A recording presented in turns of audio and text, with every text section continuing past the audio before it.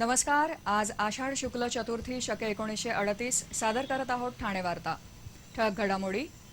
कोट्यवधीच्या ephedrine प्रकरणात चौघांचे अटकपूर्व जामीन अर्ज न्यायालयानं फेटाळले। विद्यार्थ्यांना उद्यमशील बनवण्यासाठी जिज्ञासाचा नवा उपक्रम आणि आमदार जितेंद्र आव्हाड यांच्या पाचपाखाडीतल्या कार्यालयावर मद्याच्या बाटल्या फेकल्या। या आणि इतर घडामोडी विस्तृतपणे पण काही क्षणातच। ठाणे वार्ता पहा श्रीस्थानक वाहिनीवर। आता सकाळी 9:15 पासून रात्री 9:15 पर्यंत ठाणे वार्ता, ठाण्यातील पहिलं दृकश्राव्य माध्यम।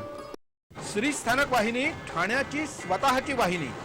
ठाण्यातील घडामोडी, कार्यक्रम, वादविवाद, अगदी गाणी, नाटक याचा आनंद घर बसल्या पहा श्रीस्थानक वाहिनी।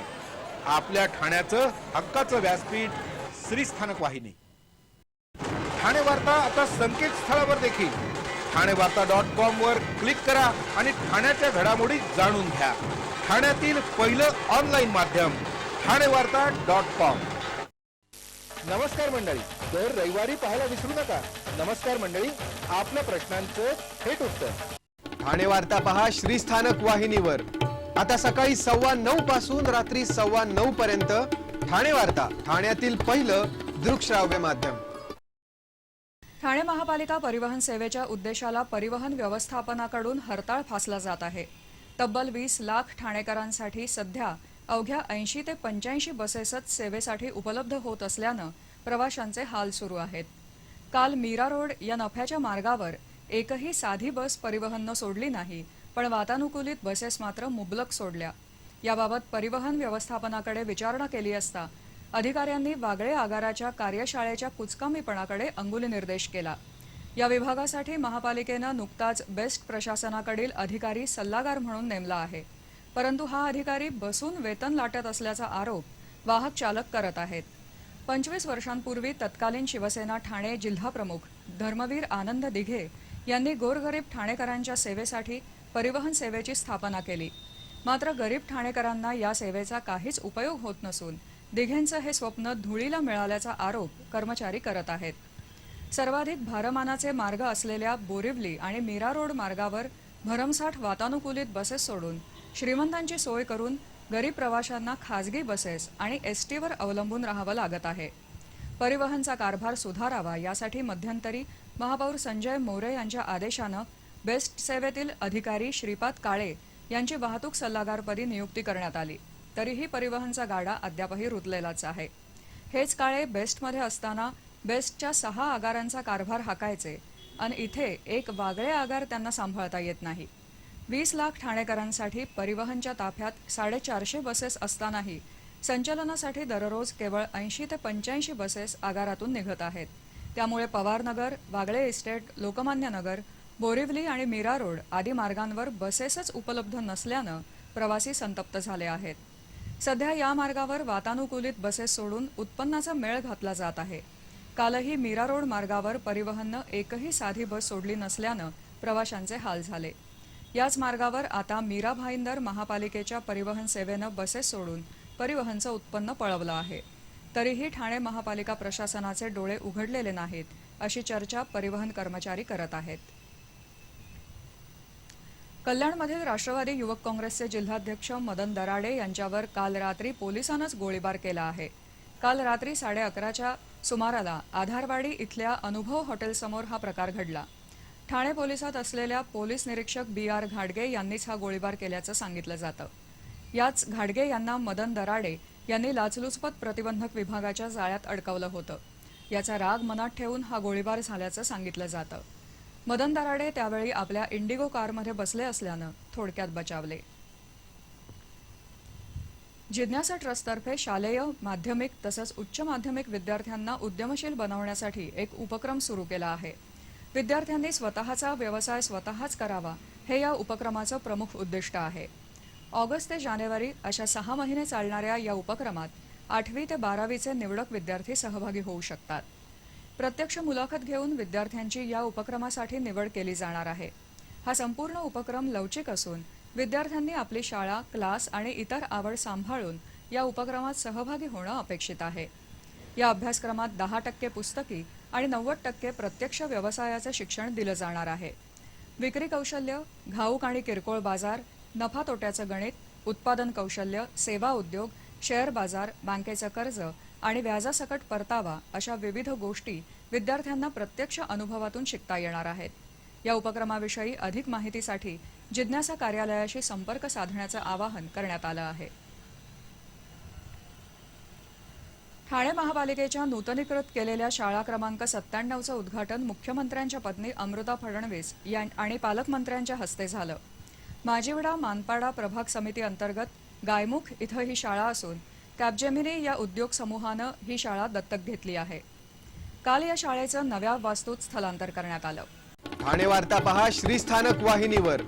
आता सकाळी 9:15 पासून रात्री 9:15 पर्यंत ठाणे वार्ता, ठाण्यातील पहिलं दृकश्राव्य माध्यम. आपला परिसर स्वच्छ आणि सुंदर ठेवण्यासाठी ठाणे महापालिकेत सहकार्य करा. ओला सुका कचरा वेगवेगळा जमा करा आणि रोगराईपासून मुक्तता मिळवा. ठाणे वार्ता आता संकेतस्थळावर देखील ठाणेवार्ता.com वर क्लिक करा आणि ठाण्याच्या घडामोडी जाणून घ्या. ठाण्यातील पहिलं ऑनलाईन माध्यम ठाणेवार्ता.com. डॉक्टर आणि रुग्णांचं पिढ्यानपिढ्यांचं जिव्हाळ्याचं नातं म्हणजेच डॉक्टर बेडेकर हॉस्पिटल. आता अत्याधुनिक सोयी सुविधा आणि तंत्रज्ञान युक्त वंध्यत्व निवारण केंद्रात IVF आणि टेस्ट ट्यूब बेबीची ही सुविधा. डॉक्टर बेडेकर हॉस्पिटल, महर्षी कर्वेपथ, ठाणे. 65 वर्षांची निरंतर सेवा. ठाणे वार्ता पहा श्रीस्थानक वाहिनीवर. आता सकाळी 9:15 पासून रात्री 9:15 पर्यंत ठाणे वार्ता, ठाण्यातील पहिलं दृकश्राव्य माध्यम. कोट्यवधीच्या इफेड्रिन प्रकरणात ठाणे पोलिसांनी आतापर्यंत 10 आरोपींना अटक केली आहे. यापैकी 3 आरोपींनी ठाणे विशेष न्यायालयात सादर केलेले जामीन अर्ज न्यायालयानं फेटाळून लावले. या प्रकरणातील अन्य एक आरोपी सुशील कुमार याचा अटकपूर्व जामीन अर्जही न्यायालयानं फेटाळला आहे. इफेड्रिन प्रकरणातील 10 आरोपींपैकी एव्हॉन फार्मा लाईफ सायन्सेसचे मॅनेजर राजेंद्र डिमरी, सोलापूर इथून ड्रग्जची वाहतूक करणारे बाळासाहेब धोत्रे, एव्हॉन फार्माचे संचालक मनोज जैन यांचे जामीन अर्ज ठाणे न्यायालयानं फेटाळले आहेत. तर याच प्रकरणातील आरोपी सुशील कुमारनंही न्यायालयात अटकपूर्व जामीन अर्ज सादर केला होता. तो अर्जही फेटाळण्यात आला. सुशील कुमार हा गुजरात इथं ड्रग्ज सप्लाय करण्यात महत्त्वाची भूमिका बजावणाऱ्या हरदीप सिंग गिल याच्यासोबत मॅनेजर म्हणून काम करत होता. इफेड्रिन प्रकरणातील अनेक आरोपी अद्याप फरार असून ठाणे अंमली पदार्थ विरोधी पथक त्याचा शोध घेत आहेत. पालघर जिल्ह्यातील 140 जिल्हा परिषद प्राथमिक शाळा आणि माध्यमिक शाळांना राष्ट्रवादीचे आमदार निरंजन डावखरे यांच्या प्रयत्नानं LCD प्रोजेक्टर वितरित करण्यात आले. पालघरमध्ये प्रथमच इतक्या मोठ्या प्रमाणात LCD प्रोजेक्टर वितरण करण्याचा नाविन्यपूर्ण उपक्रम राबवण्यात आला. आदिवासी बहुल पालघर जिल्हा नवीन अस्तित्वात आला आहे. या जिल्ह्यातील जिल्हा परिषदेच्या प्राथमिक आणि माध्यमिक शाळांमध्ये विद्यार्थ्यांना नवीन तंत्रज्ञानाच्या सहाय्यानं शिक्षण घेता यावं, तसंच शिक्षण घेताना आवड निर्माण व्हावी यासाठी आमदार डावखरे यांनी जिल्हा परिषदेच्या 140 शाळांना शासनाकडून LCD प्रोजेक्टर मंजूर करून घेतले होते. एक दिवस शाळेसाठी या नाविन्यपूर्ण उपक्रमात जिल्हाधिकारी महेंद्र कल्याणकर यांनी पडघाजवळील बोरिवली इथं एका छोट्याशा आदिवासी पाड्यातल्या प्राथमिक शाळेला भेट दिली. तसंच मुलांशी अगदी समरस होऊन संवाद साधला. त्यांच्या समवेत माध्यान्ह भोजन घेतलं. ठाण्यापासून 35 किलोमीटर्स अंतरावरील पडघा गावातून बोरिवली गावाकडे रस्ता जातो. सुमारे 2 किलोमीटर अंतरावर असलेल्या या गावाजवळच जिल्हा परिषदेच्या आदिवासी विद्यार्थ्यांसाठी चालवली जाणारी छोटीशी प्राथमिक शाळा आहे. या शाळेची पटसंख्या 39 इतकी असून यात 19 मुलं आणि 20 मुली आहेत. सर्व विद्यार्थी आदिवासी आहेत. जिल्हाधिकाऱ्यांनी स्वतः शिक्षकाच्या भूमिकेत जाऊन या सर्व विद्यार्थ्यांशी संवाद साधला. जिल्हा परिषदेच्या शाळेत शिकणारी मुलं आणि शिक्षक इतर शाळांच्या तुलनेत कुठेही कमी नसतात. इथे मुलांना शिक्षकांनी मन लावून विविध विषय शिकवले पाहिजेत. गाणी कविताही अभिनयासह शिकवली तर विद्यार्थ्यांचा बुजरेपणा जाईल आणि त्यांच्यात आत्मविश्वास येईल. इथल्या विद्यार्थ्यांना लोहवर्धक गोळ्या दिल्या जात नसल्याबद्दल जिल्हाधिकाऱ्यांनी नाराजी व्यक्त केली. ठाण्यातील राष्ट्रवादीचे कळवा मुंब्राचे आमदार जितेंद्र आव्हाड यांच्या पाचपाखाडी इथल्या संघर्ष कार्यालयावर मोटारसायकलवरून आलेल्या अज्ञात त्रिकुटानं काल पहाटे मद्याच्या बाटल्या फेकून हल्ला केला. बाटली फेकणाऱ्या तरुणानं तोंडाला रुमाल बांधला होता. हा सारा प्रकार कार्यालयावर असलेल्या CCTVमध्ये कैद झाला आहे. त्यानुसार मोटारसायकलचा माग काढण्यासाठी पोलीस वाहतूक शाखा आणि प्रादेशिक परिवहन विभागाची मदत घेत आहेत. यापूर्वीही राष्ट्रवादीच्या याच कार्यालयावर दगडफेक करून खिडकीची तावदानं फोडण्यात आली होती. ठाणे महापालिकेच्या निवडणुका काही महिन्यांवर आल्यानं नुकतीच राष्ट्रवादीच्या ठाणे शहर अध्यक्षपदी शिवसेनेतून आलेल्या माजी खासदार आनंद परांजपे यांची नियुक्ती केली होती. परांजपे यांच्या निवडीनंतर त्यांना राष्ट्रवादीचे आमदार जितेंद्र आव्हाड यांनी पाचपाखाडी इथलं कार्यालय वापरण्यास दिलं आहे. काल पहाटे या कार्यालयावर तुळजाभवानी मंदिराकडून मोटारबाईकवर आलेल्या तिघांपैकी तोंडाला रुमाल बांधलेल्या एकानं हातातली मद्याची बाटली कार्यालयावर फेकत बाईकवरून धूम ठोकली. हा सर्व प्रकार सीसीटीव्हीमध्ये कैद झाल्यानं नौपाडा पोलिसांनी 3 अज्ञात आरोपींविरोधात संपत्तीचं नुकसान केल्याप्रकरणी गुन्हा दाखल केला आहे. आमदार आव्हाड यांच्या कार्यालयावर झालेला हा दुसरा हल्ला आहे. यापूर्वी राजकीय हेवेदाव्यातून राष्ट्रवादीच्या कार्यालयावर दगडफेक करण्यात आली होती.